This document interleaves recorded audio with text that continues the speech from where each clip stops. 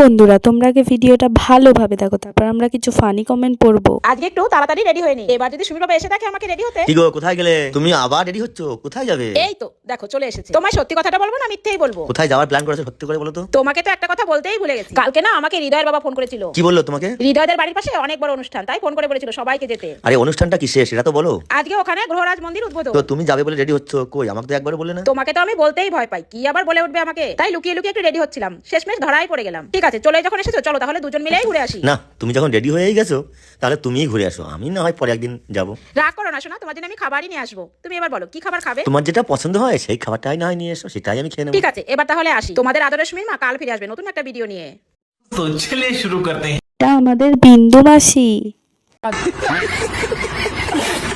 Get ready. না না না, হেলিকপ্টার হেলিকপ্টার।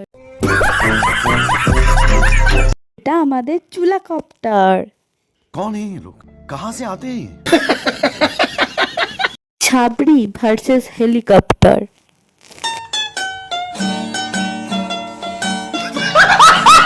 এটা আমাদের হেলিকপ্টার কাকিমা। अच्छा